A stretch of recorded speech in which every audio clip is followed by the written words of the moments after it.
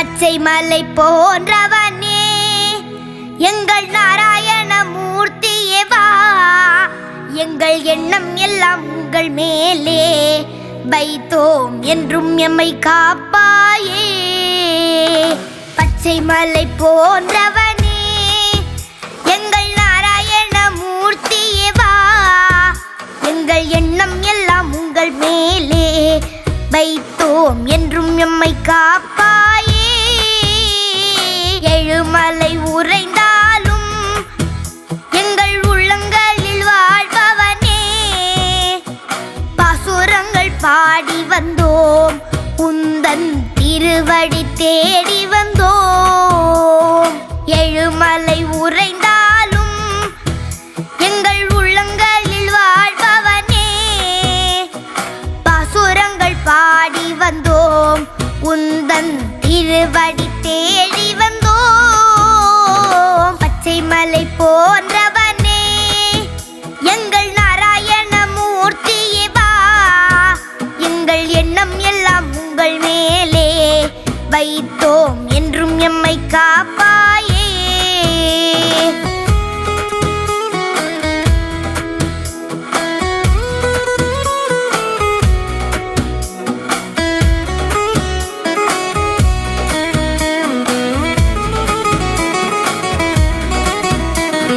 நூற்று எட்டு தலங்களிலும் உன்னை பாடி வைத்த பன்னிருவரும் செய்த தமிழ் பிரபந்தங்களை பாட உந்தன் மனம் குளிர்ந்திடுமே. நூற்று எட்டு தலங்களிலும் உன்னை பாடி வைத்த பன்னிருவரும் செய்த தமிழ் பிரபந்தங்களை பாட உந்தன் மனம் குளிர்ந்திடுமே. பச்சை மலை போன்றவனே எங்கள் நாராயண மூர்த்தியே வா. எங்கள் எண்ணம் எல்லாம் உங்கள் மேலே வைத்தோம் என்றும் எம்மை காப்பாயே.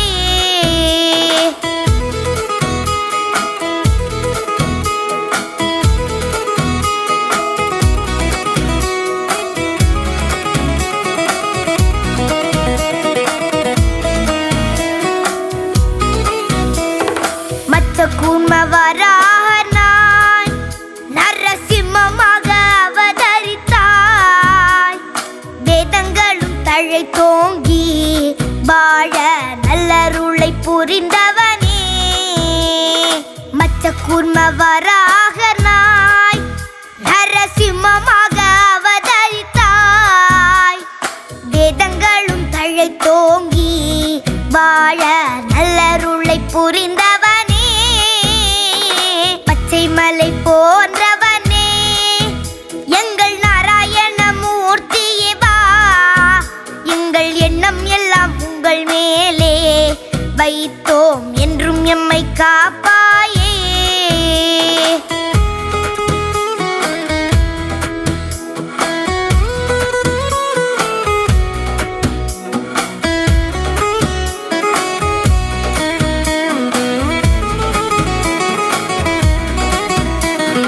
வாமனனாய் பரசுராம பலராமனாகி ராகவனாய் கண்ண பெருமானாய் ஆனவனே, பக்தர்களின் குறைகளை தீர்ப்பவனே.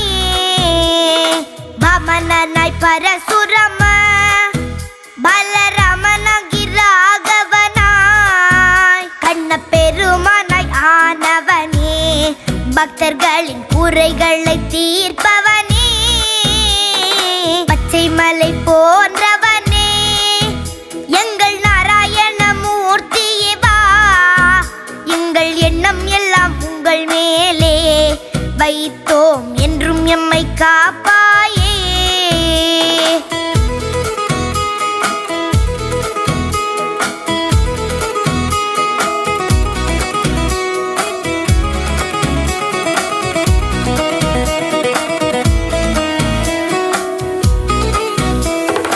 எந்த குறை இருந்தாலும் உடனே தீர்த்துவிடும் தெய்வமும் நீ. சந்த புகழ் பாடி வந்தோம் எமக்கும் நற்றமிழை அருள்வாயோ.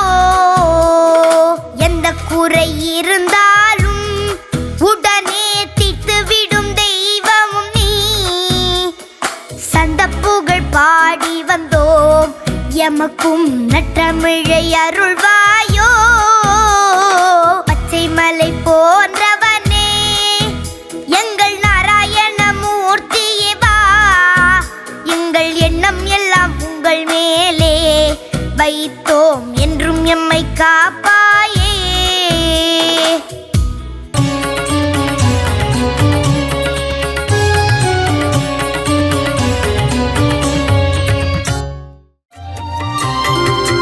பூலோகம் எல்லாம் காப்பவன் நீயே பூவான நெஞ்சம் கொண்டவன் நீயே காலங்கள் யாவும் கடந்தவன் நீயே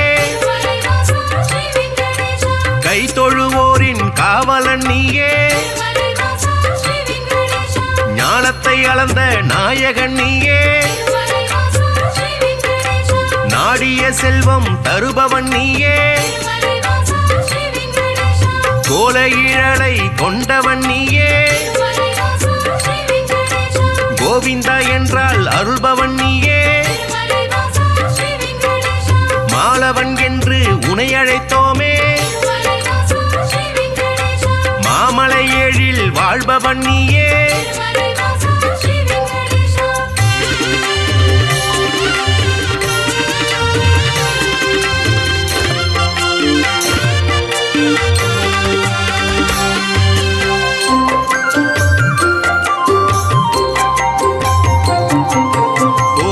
கண்ணா கோவிந்த ராஜா குவலயம் வாழ நீ அருள்வாயே தாமரை கண்ணா தாமோதரனே தாமதமின்றி உதவிடுவாயே வாமன ரூபம் எடுத்தவன் நீயே வணங்கிட வந்தோ முன் திருவடியை சேமமுறவே செய்திடுவாயே சேயன என்னை காத்திடுவாயே பாம்படை மீது படுத்தவன் நீயே பார்க்கடல் வாசன் செய்பவன் நீயே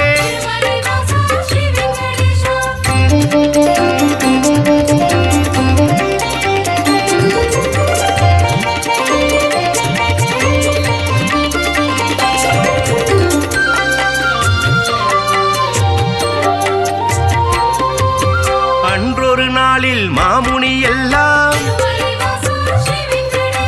ஒன்றாய் இணைந்து யாகம் அமைத்தாய் அவ்விடம் வந்த நாரத முனியோ உங்களின் யாக பலனை எல்லாம் யாருக்கு அளிக்க தீர்மானம் செய்தீர் என்றொரு கேள்வி கேட்டிடலானாய் எல்லா முனிவரும் திகைப்புடன் பார்த்த என்ன பதிலை சொல்வது என்று நாரத முனியோ நல்ல பதிலை துணிவர்கள் ஏற்றிட உழைத்திடலானாய்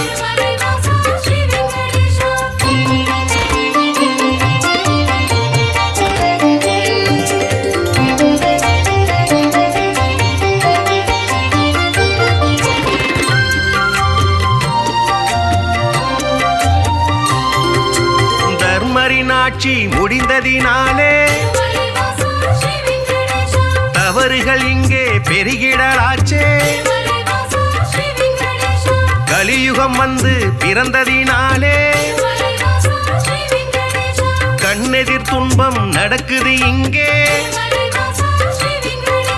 பொறுமையும் சலிப்பும் போனதினாலே புவியோர்க்கெல்லாம் இடர் வளராச்சே உலகினை திருத்தும் உத்தமர் யாரோ அவரை நீங்கள் அறிந்திட வேண்டும் யாகத்தின் பலனை அவரிடம் தருக என்றுரைத்தாரே நாரத பெருமான்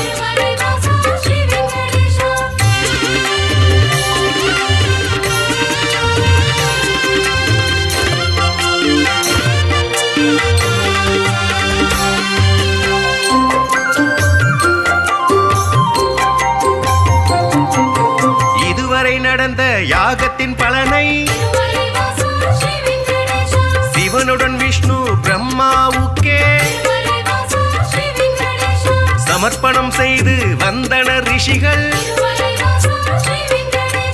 இம்முறை அப்படி செய்திடும் முன்னே நாரதர் வந்து தடுத்தே விட்டார். மூர்த்திகள் மூவரில் யாருக்கு நல்ல கீர்த்தியும் தகுதியும் உண்டென கண்டு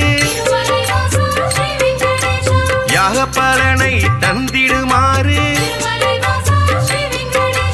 அறிவுரை சொல்லி அகன்றே சென்றார்.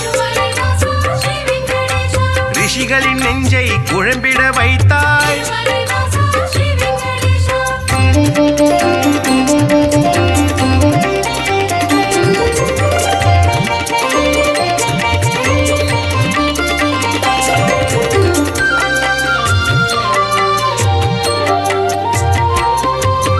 முனிவரின் கூட்டம் ஒன்று கலந்து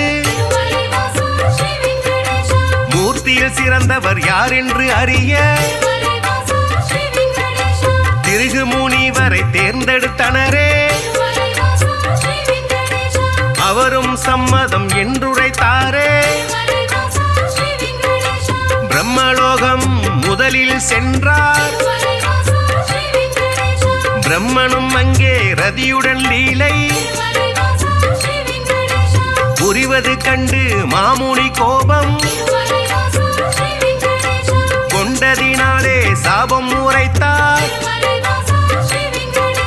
யாகத்தின் பலனை பெற்றிடும் தகுதி குந்தனுக்கில்லை என்றுரைத்தாரே.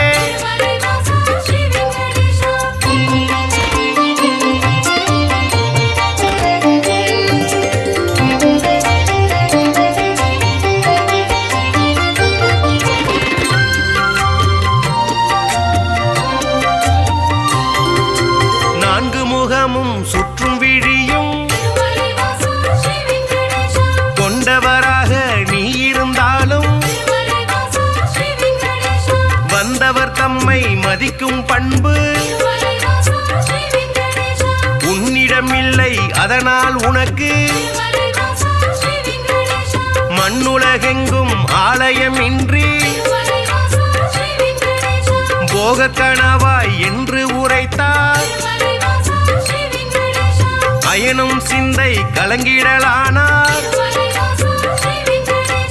அடியேன் பிழையை கொடுப்பீர் என்றார். ஒரு நொடி கூட அங்கிருக்காமல் திருகு முனியும் புறப்பட்டாரே.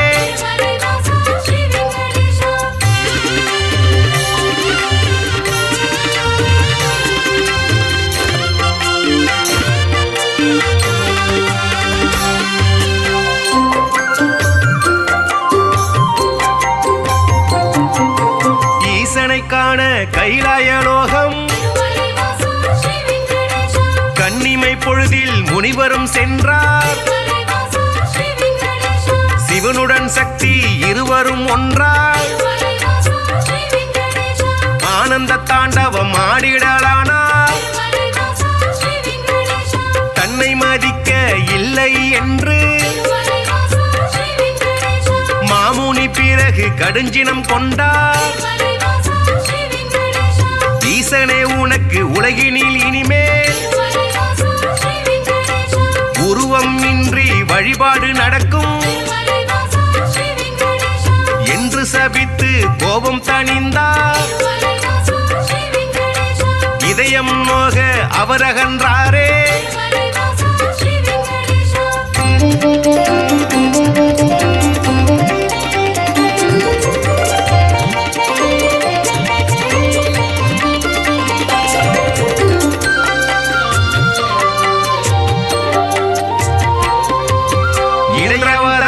வைடாரம் ஆட ஸ்ரீதேவியோடு நாராயணனும் சிரித்து பேசி கொண்டிருந்தாரே. இதனால் முனிவர் சினமடைந்தாரே. தன்னை மதிக்க மறந்தது சரியா என்றே சொல்லி திருமால் மார்பில் எட்டி உதைத்தார் திருகு முனியே ஏனோ அறிவை இழந்தே போனார் பார்க்கடல் வாசன் முனிவரின் காலை பத்திடலானான் பணிவிடை செய்தான்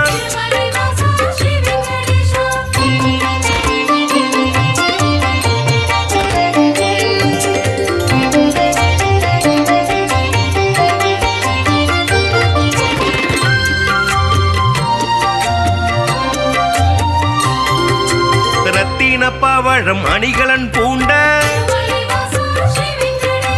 எந்தனின் மார்பில் உதைத்த நாளே மெத்தன இருக்கும் உங்களின் பாதம் வலித்ததுவோ என்று வைகுண்ட வாசன் வாஞ்சையுடனே கேட்டு பணிந்தார் வருத்தம் சொல்லி ஆறுதல் தந்தார் காத்திடும் கடவுள் கனிவினை காட்ட கலங்கிடலான திருகு முனியே யாக பலனை பெற்றிட நீயே தகுதியான தெய்வம் என்றார்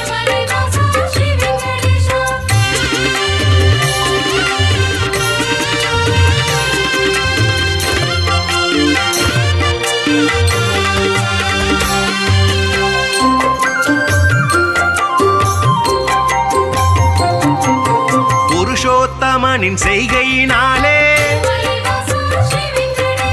பொறுமை தம்மை இழந்தாள் லக்ஷ்மி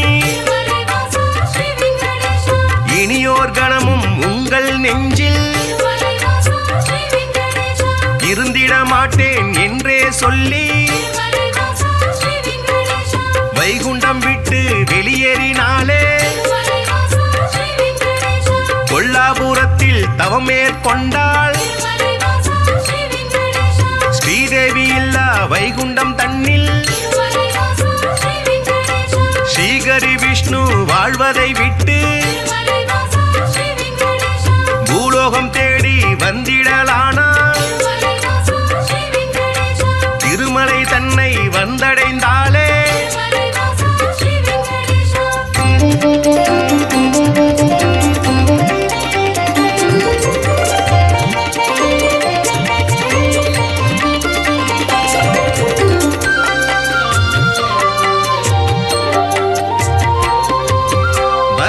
மூர்த்தியை தரிசனம் செய்து நடந்ததை சொல்லி ஆறுதல் கண்டார் புண்ணிய ஸ்தலமும் இவ்விடம் தன்னில் தங்கிட அனுமதி வேண்டும் என்றார் புற்றில் தங்கி நாராயணனும் கடும் தவம் ஒன்று மேற்கொண்டாரே பூமிக்கு வந்த ஸ்ரீகரி விஷ்ணு கடும் பசியுடனே தவம் செய்தாரே நாரதர் மூலம் இதனை கண்ட பார்வதி தேவி துயருற்றாரே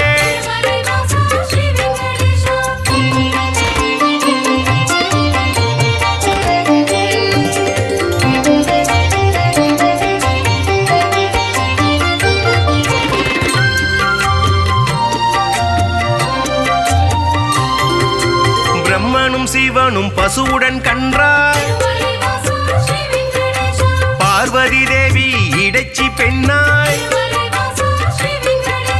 பூதலம் தன்னில் தோன்றிடலானாய் சோழ நாட்டு மன்னரை கண்டு இடைச்சி உருவில் இருக்கும் சக்தி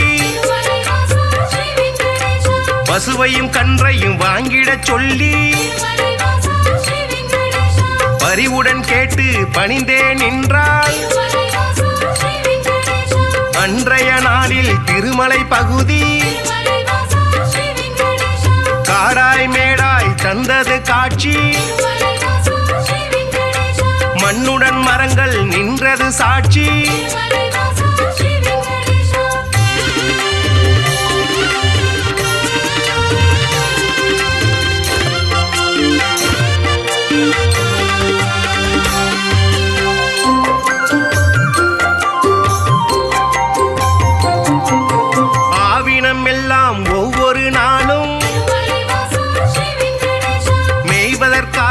கூடிடும் அங்கே பசுவுடன் கன்றாய் உருவினில் வந்த பிரம்மதேவனும் சிவபெருமானும் திருமால் தங்கிய புற்றினை கண்டு பாலை சூரந்து பசியாற்றினரே விந்தை மிகுந்த இச்செயல் கண்டு இடையன் ஒருவன் அரசரிடம் சொன்னான் மறுநாள் மன்னன் மறைவாய் நின்று புற்றினில் பாலும் சொரிவதை கண்டார்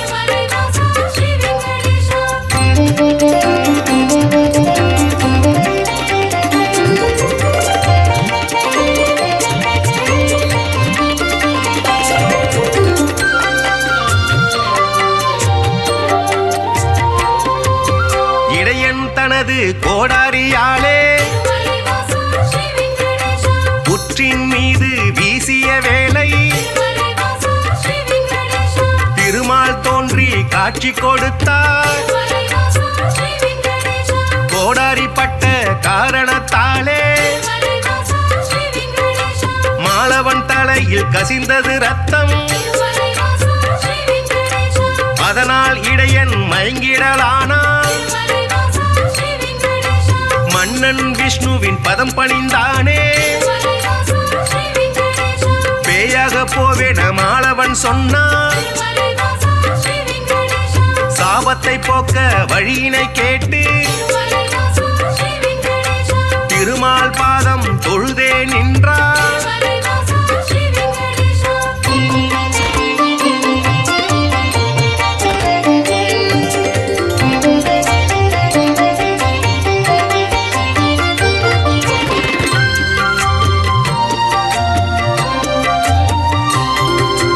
அடுத்தொரு பிறவி நீ எடுப்பாயே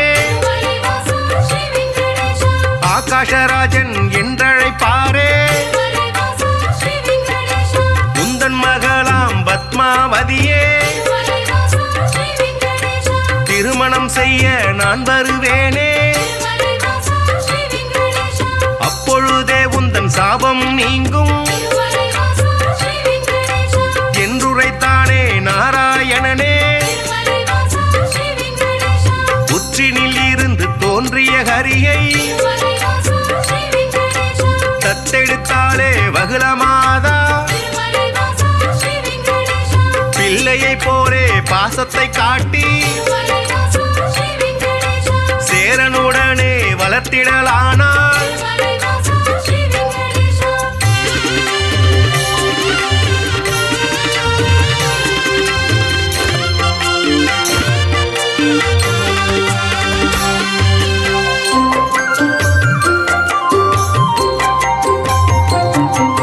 ஸ்ரீனிவாசன் இரும்பெயராலே அண்மையவளும் அழைத்திடலானாள் வாலிப பருவம் வந்த பொழுதில் ஆகாஷராஜனின் அழகிய பெண்ணா பத்மாவதியை பெண் கேட்டாலே அரசனதற்கு சம்மதித்தானே திருமணம் செய்ய அன்னையிடத்தில் தனம் ஏதும் இல்லை என்பதனாலே குபேரனிடத்தில் கடனாய் பெற்று வட்டி தருவேன் என்றான் விஷ்ணு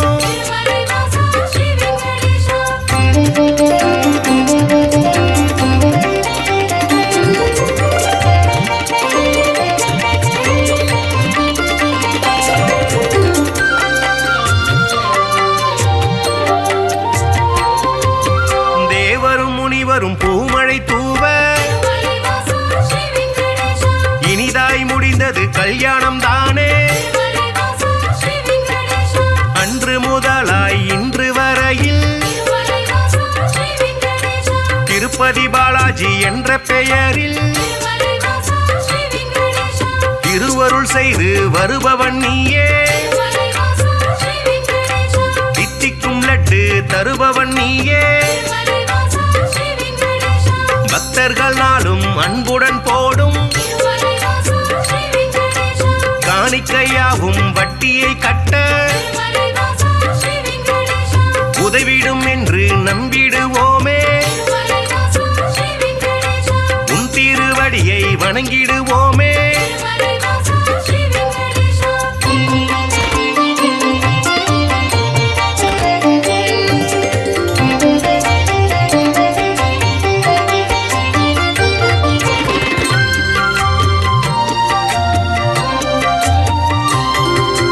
ஏழுமலையான் என்றுமை சொன்னார்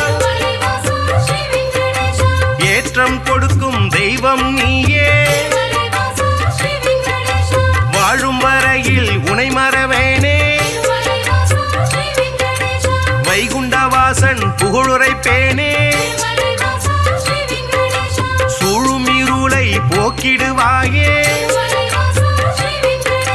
சொர்க்கத்தில் நல்ல இடம் தருவாயே ஆழ்கடல் கொண்ட அழகிய முத்தாய் அடியவர் போற்றும் ஆண்டவன் நீயே ஊழ்வினை அகற்றும் உத்தமன் நீயே உலகை அளந்த பெருமாள் நீயே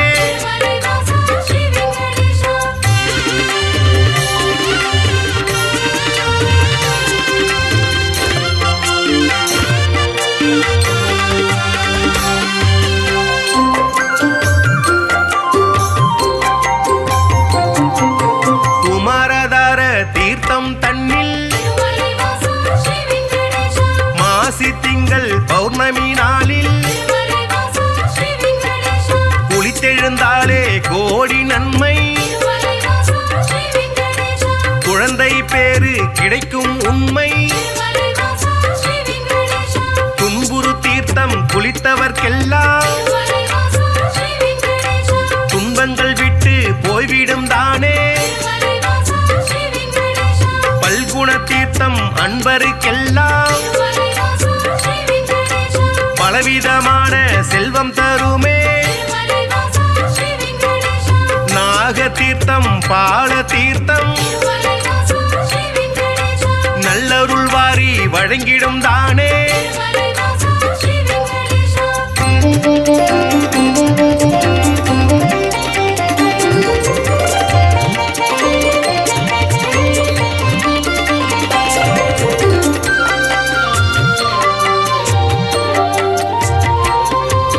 நேர்த்திக்கடனை செலுத்திடுவோமே நினைத்தது நடக்கும் நம்பிடுவோமே பார்த்தசாரதி பெருமாள் நீயே